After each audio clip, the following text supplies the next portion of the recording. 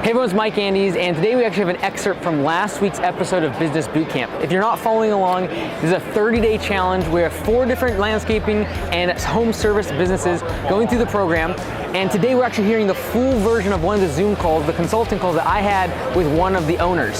So the name of this owner is Aaron, and he runs a business that does almost $900,000 in annual revenue doing landscaping, lawn care, tree chipping, but he has almost $300,000 in debt and only $2,000 in his bank account. The cash flow is very, very tight, and we got to really figure out how this business can work. This is the first episode. If you haven't watched the entire episode, watch it from last week. You can click the link up here. But this is the actual Zoom call that I had with him, the full extended version. Make sure you sit back, take some notes, because this one's gonna get a little bit dirty. Hello. Aaron, how's it going? Pretty good. How are you? Good, good. You out and about on the town? Not quite. I'm actually, I'm at the hospital right now. My 6-year-old stepdaughter has brain cancer. So, Oh no. yeah, we're had a doctor's appointment to kind of go over like chemotherapy and stuff with her. Trying to explain everything. So, that appointment's getting wrapped up. My girlfriend, she's in there with her right now. So, Yeah. I wish I was out now, but Oh man, I'm sorry. How long has it been that you've known? 3 months. So she had surgery 3 months ago. They removed most of it, and then we had an MRI last week, and like 75% of it grew back. So we're gonna start therapy, and the survival rate's high. So I'm optimistic. Good, good. Well, I'm Yeah. sorry, man. Thoughts and prayers for you in that. Let's jump in because I only got 15 minutes with you, unfortunately. The guys kind of shared a couple things with me from this week, and although I want to jump into some of them, like the crew management, inefficiencies, things like that, I actually want to look at the profit and loss and the balance sheet because there's definitely I do have some concerns, and I just want to go over kind of like when I look at a company that is struggling, it's like, okay, first and foremost, we need to stay alive. Then we can focus on, thriving and growing profits, et cetera. Like in the short term, I look at the company, I'm like, we got to do some, serious surgery to, really fix some things. The reason I look at that is like, if you look at the balance sheet, I'm looking at end of August. So it's probably improved since then because you've had September underneath your belt. But, when you only have 2,000 in cash, but there's, almost 300,000 in liabilities, that's very scary. And I know what it's like to be there. And so I made sure I don't want you to think I'm talking down to you in this call at all, because like, I remember what it's like to be there, and it's like horrible. And especially with that compounded with the fact that your daughter's like going through everything, like I can only imagine the stress and everything. So, when I was thinking about it today, I was like, as much as I want to be like, hey, like let's focus on growing the business. Like I look at the business, and I'm like, there's some serious surgery, like I said, that needs to be done, in the short term to save the business, and then we can start focusing on how do we make it more profitable and things like that. Is there still an acute cash crunch in the business, like I'm seeing at the end of August? Because I'm seeing end of August financials. So yeah, so that I mean, I don't right now. I think I only have like $8,000 in my account. Okay. Mm-hmm. But I have approximately like $25,000 that's owed to me. So one of the things too, I know that number for August showed I actually had like $15,000 that was owed to me. Mm-hmm. So I think one of the reasons that number was low is because I wasn't paid on that. It was on like 30-day terms of that money. I know that a lot of my money has been going towards like personal expenses, like lawyer fees. I had a surgery done, that was like $10,000. So, I've spent a lot of the business's money on personal stuff. And that's one reason I don't have, saved up money. I'd probably have like around $100,000 saved up if I didn't spend it on like personal stuff. Got it. Okay. That's, So it's that's really been there's a combination of a lot of things, it sounds like, because with the attorney fees, and you don't have to give me all the details, but I'm assuming those legal fees is what led up to the insurance claim, because you got like for $60,000 or something back on an insurance claim. So no, that was actually one of my guys. They got in a car accident on a freeway. So they totaled my truck, a trailer, and my new wood chipper. They didn't total the chipper, but I got a bunch of money back on that. But it all went back into like repairing the truck, Got it. rebuilding everything. The wood chipper. So Okay. A couple things when I look at, so when I'm thinking about very short term, I immediately am looking at the balance sheet. That's where we can cut fastest. And I'm looking at the expenses, the debt, right? So for example, we owe 122,000 on the F450 2022. What's the payment on that per month? You know? yeah, just over 1,700. Okay. And then we got like the boom lift. There's 36,000 on that. So do you know what the payment is on that per month? Just under 800. So 760. I justified that. I justified that because the cost to rent one of those is around $500 to $600 per day. Oh, wow. So I have it on hand and I can utilize it whenever I want. I'm not at the, I don't have to wait for a rental company. Got it. And the RAV4, I'm assuming, is that used for the business or is that personal? Mostly personal. Okay. Okay. And currently on your balance sheet, you have the values of those. Like, the two things I'm looking at the most right now is the RAV4 and the truck, because I feel like you do use the lift and you use the chipper. I would assume pretty much every day. I actually don't. No, I don't use those every day. The chipper I probably use, 5 to 8 times per month, okay. and then the boom lift, 3 to 5 times per month. Mm-hmm. Okay. It's still the thing is, the challenge with those pieces of equipment, it's not like you can just walk into any rental store and pick them up either. Like if you're going to use them even that much, you almost have to have them. Yeah. But so on the wood chipper, there's a $73,000 loan. What's that per month right now? Do you know? 1,500. Okay. So right now we're sitting at around probably $5,000 a month in payments. Is that about right? 5,000 to 6,000? Yeah. Okay. Tell me the story about the F450. Why did we get $120,000 truck? I'm just asking. Okay, so I know Tigran, Tigran Gert. So yeah. I joined Goat Gang last year in December. I went to the competitions, got close to winning some of them before that. I won the excavator competition. I picked up an egg, without breaking it the fastest. Tigran and I worked out a deal because he still needed the excavator. I ended up getting $54,000. That same weekend, there was another competition the day after his, and I got second place for 2021 F450. Almost won that truck. And they're nice trucks, but I had all this, I had $54,000 and I actually put an order in for the same truck, pretty close to the same truck. But Ford it's been on back order, for like a year now. So I had that extra money. I considered it free money, and I just decided to put, $30,000 down and get that truck. And I use that truck every day. I figured it'd be good for advertising. It'd be a nice vehicle. I constantly overload my vehicles, even before that truck.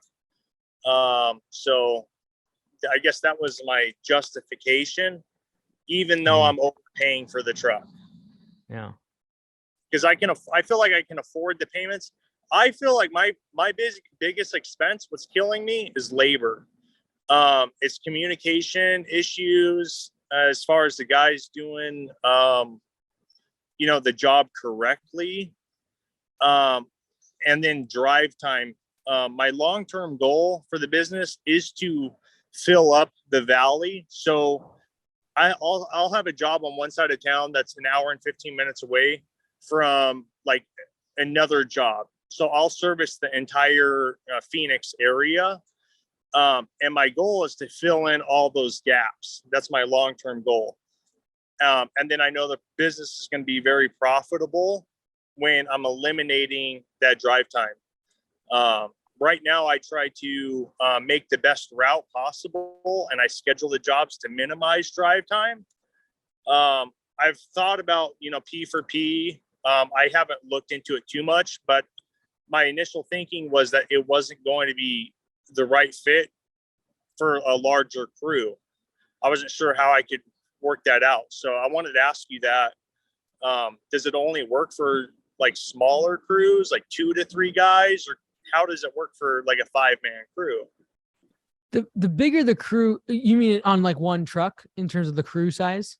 Yeah. Yeah, like it really is independent of that, because ultimately we're going to be looking at budget hours. So whether you put 5 guys on it or 3 guys on it, I'm simply looking at how many budget hours. Like when you go to a job right now, do you bid by the budget hour, or how are you currently doing the estimating process? It's basically, yeah, I do the estimate based on how long the job is going to take. That's in my mind. And then I give the customer the price for the job. Perfect. I tell them it's hourly, but, and I try to be profitable. Yeah. And so like, even when I see the video of like all the guys at the gas station and that sort of thing, that's what gets cut out with P for P. Like our guys don't take lunch breaks. They pack their lunch because they know if they can just eat between jobs while they're driving, or someone else is driving and they're in the back seat, they can make way more money on P for P.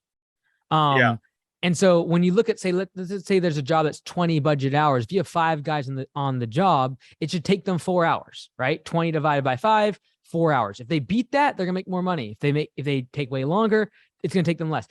All that time in between the jobs on P for P, they're not getting paid anything. So they want to get to the job as quickly as possible and get rolling. I think that's what's, I do that, like the little lunch breaks and then the drive time in between jobs. I did recently, I just had them sign a paper saying that they're mandatory 1-hour lunch break. I did have an older guy. He actually died last month. He had a heart attack on the job. So I didn't want something like that to happen again. It worried me, that the guys were getting overworked. I've also, so I did that, but I've considered changing my business model into like, I'm a tool rental company, and then have all these guys show up to my house. I rent the tools out to them for basically nothing.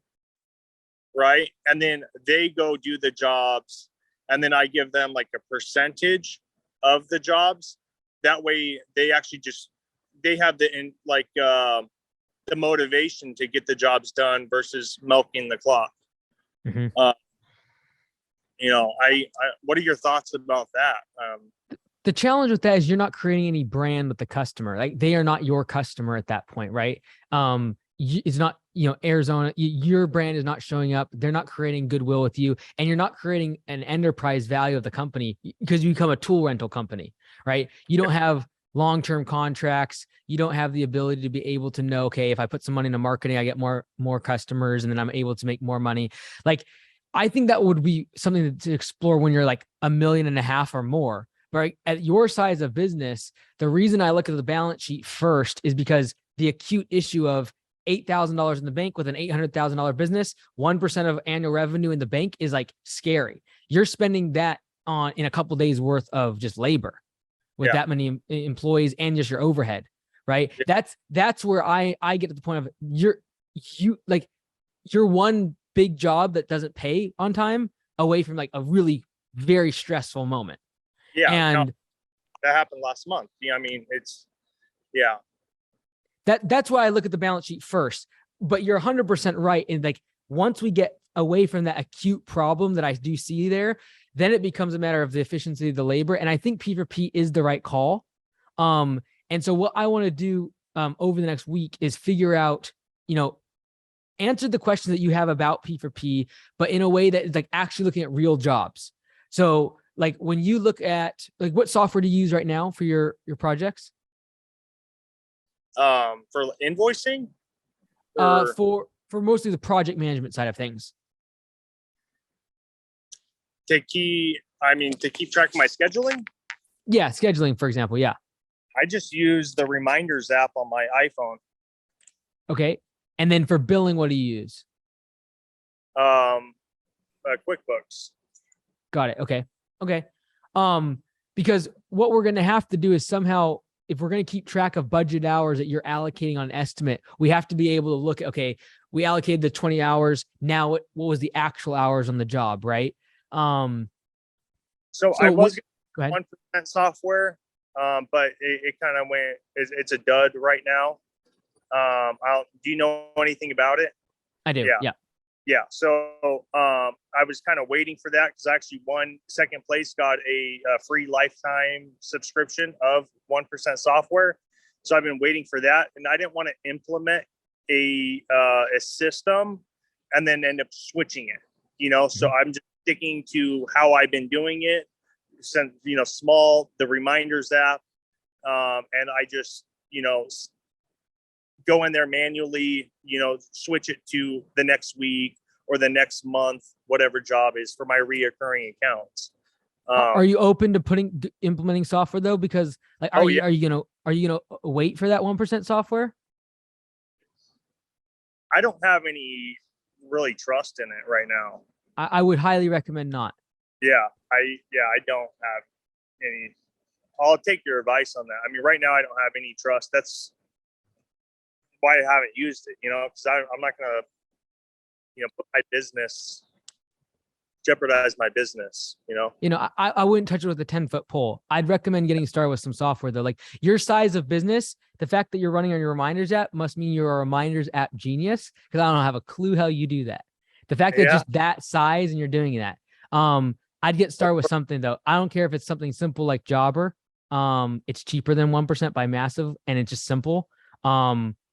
I would get that started, because we got to start getting to the point where if we're going to implement P4P, we got to know budget hours on a job, and then we got to be able to track that over time. And what I'd like to do is sit down with you next week on our call and go over a couple jobs of what you estimated, how long it took them, and then I will run with you P4P in terms of what the guys would have made, because ultimately you've got to sell them on the idea that they can make more money on P4P if they're efficient. And what's going to happen is a couple of your guys will leave because they're the least efficient guys, and they're the ones that pulls everyone down. But because everyone else is so much more efficient, you'll be able to still get all the jobs done with the same number of guys. Yeah. Okay.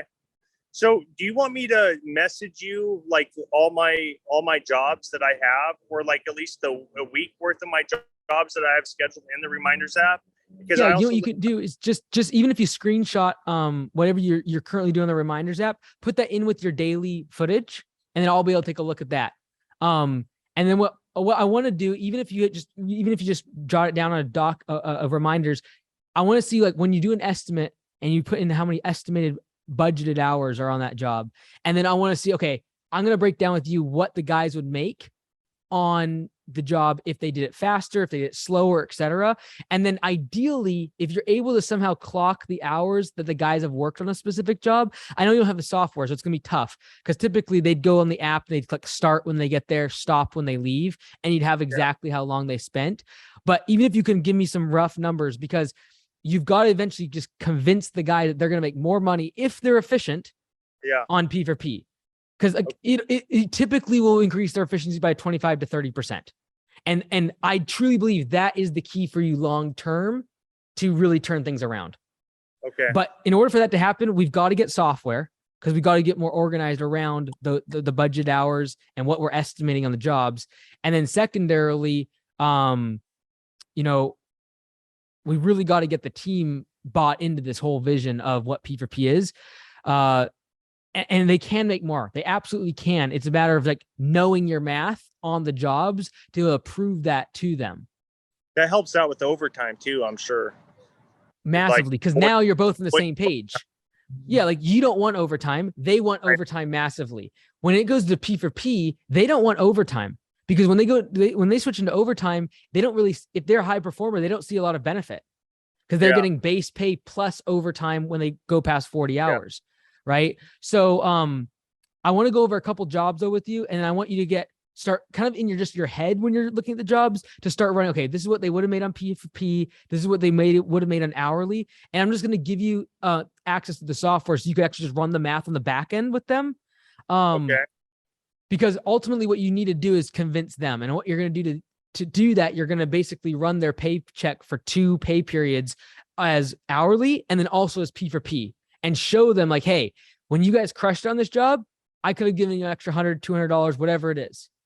And it's going to literally, it just sucks out all the waste of like drive time, smoke breaks, stopping at 5 gas stations a day. That stuff just immediately gets sucked out of their day. All right, cool. So will you email that to me? Or say it again. Will you email that to me, like the access of the software? Yep, I'll get the team to send it over to you. And then if you can screenshot something like your reminders of kind of what you're doing now, and just put it in with your daily videos, so I can keep a track of that a little bit. And then on our call next week, I'll actually show you based upon the jobs you do this week, what the guys would have made and kind of how P4P works. But if you're really into the software thing, I would highly recommend like really flip a coin on any software at this point, whether it be LMN, if that's something you want to do, or Jobber. I don't know much. I'm pretty ignorant about it. Yeah, I would do Jobber just for the sake of simplicity, because if you've been doing reminders app, LMN is going to be a big jump for you. Honestly, even 1% would have been a big jump for you, like just because you've had it so simple. So I would do something simple like Jobber. But I'm really still concerned, honestly, Aaron, about the acute part of the cash crunch. And, you know, do we need these assets as much as, you know, $1,700 a month? Like, you know, with your insurance on top of that, I imagine your insurance that's like $500-600 a month. No, it's more than that. I'm paying around like $1,200 a month in insurance. Mercy. You know, so like that truck's costing you $3,000 a month. Well, no, I mean that's for everything though, and I have all my tools. That's for the got it, for the whole liability. Gotcha. Yeah. That includes the truck though, like auto insurance. All my vehicles, everything. So got it. You know, I mean, when I do trees, you know, it's pretty easy to make that, you know. I mean, just this last job though, I mean, I made around $20,000 in the last couple of days, you know, 2.5 days. Mm-hmm.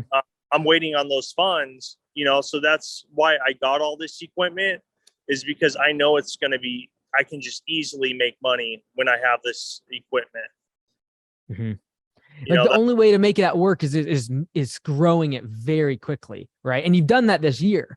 My concern though is like, are we going to run out of fuel, right? And that is this cash, right? That is like my number one concern, because it's like a 2 to 3 day burn that we're on.